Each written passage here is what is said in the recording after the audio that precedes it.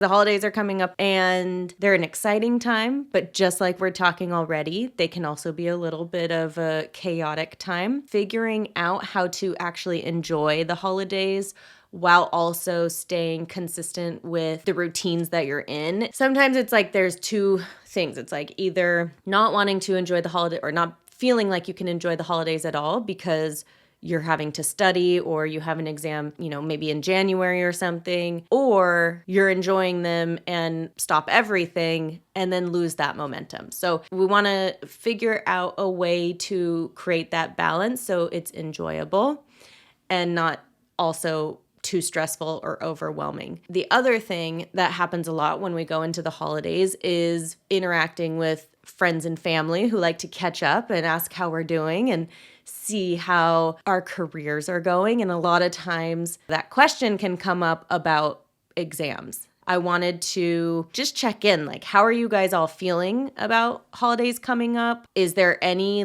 common question or comment that you typically hear from your friends or family during this time? So what I would recommend is exactly why we're having this conversation, because going in with a plan will really help, first of all, protect your energy and protect you, and then also allow you to already have a game plan of what you're going to say if something comes up. So if you have any sort of feeling or worry that it might bring you down or add on stress or anything, it's totally fine to have boundaries where you either don't talk to them at all about it, you don't, there's different tiers, not at all, or you talk to them after the exam, or you keep it very vague. You can share that, maybe you're really excited about your career right now and you're really excited about potential growth in your career and in that's coming up, and you're really looking forward to bringing that into the new year and sharing that with them because you are excited and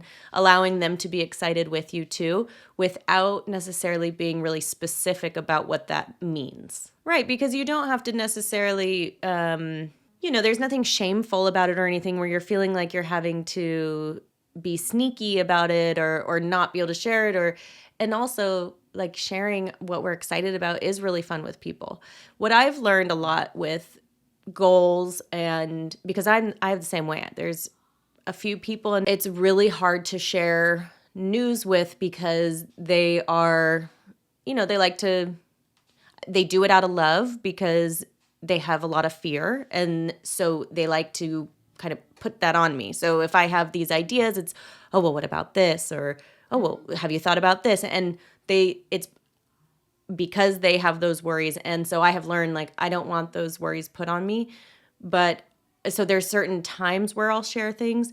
And there's also certain ways I'll share it. So a lot of times if I have a goal or if I have maybe something outside the box that I'm doing, which I tend to have a lot of those, I will usually share it later. I guess I wait until I feel strong in it, because there's a lot of times when you're starting something new or you're going into an exam and you're already feeling like, is this the right path, or am I doing the right thing? Or, you're not super solid, strong in it. So you have to figure it out for yourself before hearing the noise of other people's drama.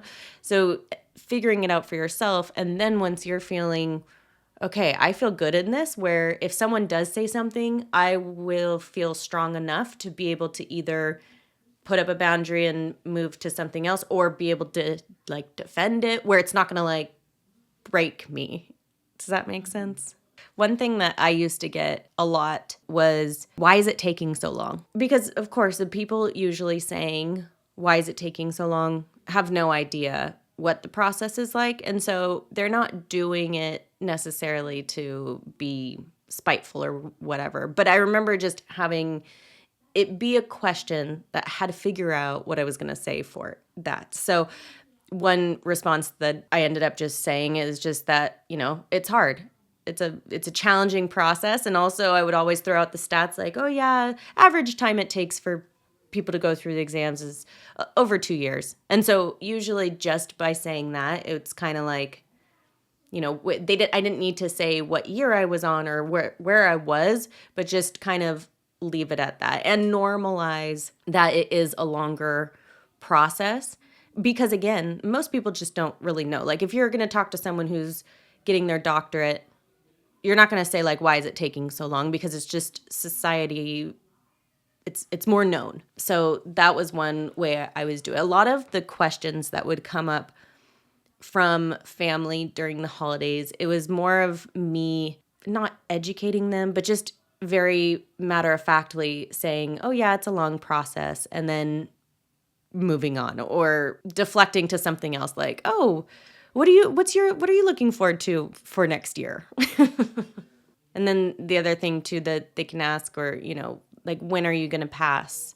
Or even unsolicited advice about it. So coming up with strategies, some like and also figuring out where you're at comfortability wise with discussing it for when you're around family, so that it's not bringing you down or negative or anything. So, and remembering too, if you do have someone like a friend or a family who also is on the path and maybe they have passed or anything like that, just remembering everybody's path looks so different. And so it's just a time of year where you end up being around more people than usual, and certain things can come up. Goals and staying on track and all that during the holidays. So obviously it's a busy time. One thing I really want everybody to go into the next 5-6 weeks is just focus on the progress and don't worry about it being perfect. So like if you have an awesome study routine right now, like luckily Mind Over ARE goes through until right before Christmas, so you'll be able to keep with that momentum. But if during the last couple weeks of the year aren't looking like they are right now, that's totally fine, and allow yourself to just be more flexible during that time and know that getting back to it in January, you will. So just focus on that progress. I want to hear from you guys. What's one exam related goal that you want to achieve by the end of the year? Just a reminder, during the holidays, if you keep up with little progress, that's wonderful, but no need for it to be perfect.